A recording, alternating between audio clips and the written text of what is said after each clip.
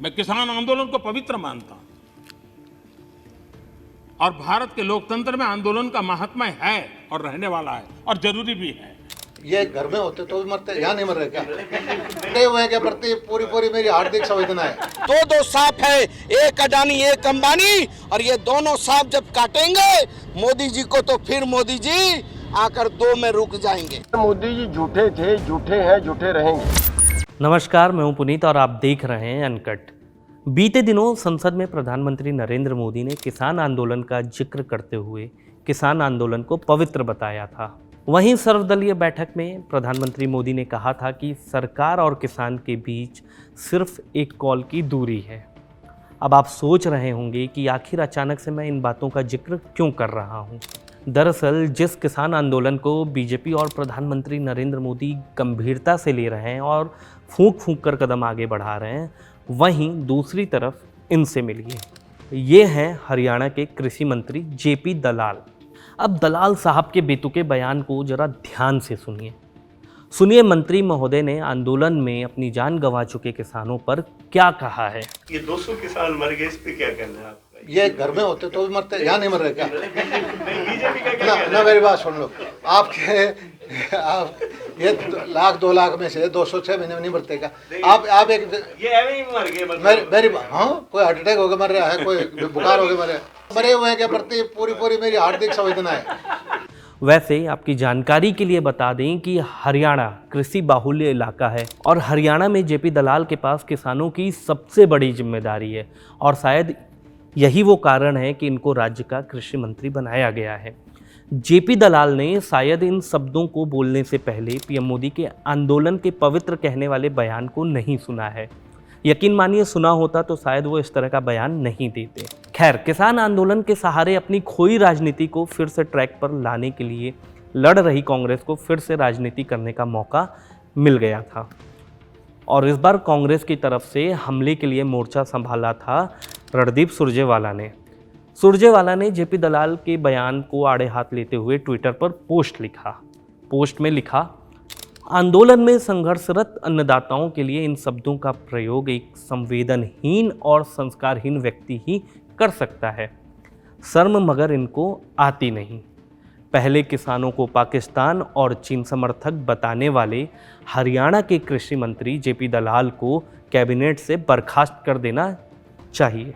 खैर, इस बीच जब जेपी दलाल के बयान ने तूल पकड़ा और चौतरफा हमले से घिर चुके कृषि मंत्री जेपी दलाल को अपनी गलती का एहसास हुआ तो उन्होंने आनन फानन में सफाई भी दे डाली। अब जरा उनकी सफाई भी सुन लीजिए। मेरे बयान का जो है गलत अर्थ निकाला गया, जो थोड़ा बहुत तोड़ मरोड़ करके सोशल मीडिया पे चलता हुआ मैंने देखा है।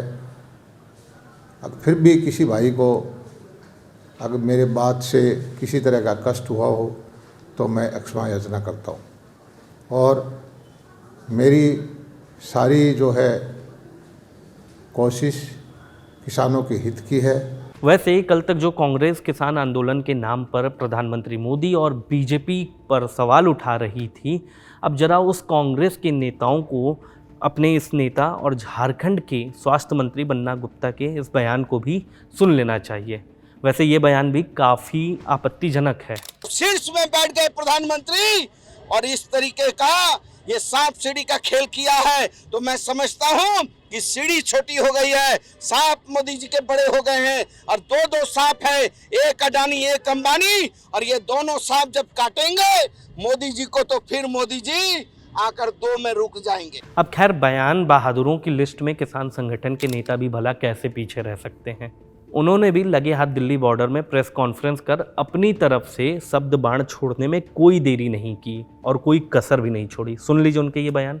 उन्होंने पार्लियामेंट में डिप्लोमेटिक गालियां दी किसान को, उन्हें आंदोलन जीवी कहा, उन्हें पराजीवी कहा। पराजीवी का मतलब है हम गली के कीड़े हैं।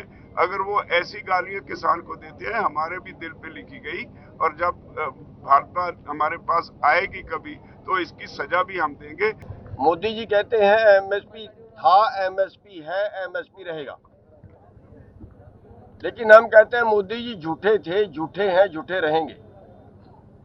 एक तरफ जब हम मीटिंग में जाते हैं और एमएसपी पे बात शुरू करते हैं तो सरकार चक्कर काट जाती है। 3, 4, 5 बार हमने बात शुरू की और उन्होंने बात से किनारा किया। अब देखिए भाई, प्रधानमंत्री की आलोचना होगी तो भला बीजेपी कैसे चुप रहेगी। दिल्ली की तरफ से बीजेपी सांसद मनोज तिवारी ने किसान नेताओं पर कांग्रेस की भाषा बोलने का आरोप लगा डाला। राहुल गांधी आज राजस्थान में भी जिस भाषा का प्रयोग किए हैं और आपत्तिजनक भाषा का प्रयोग किए हैं, उसी भाषा का प्रयोग 3 किसान नेताओं की तरफ से आना ये दुर्भाग्यपूर्ण है। हम भी इस देश के किसान हैं और हम प्रार्थना करते हैं कि किसान के आंदोलन को, उसकी पवित्रता को बनाए रखा जाए।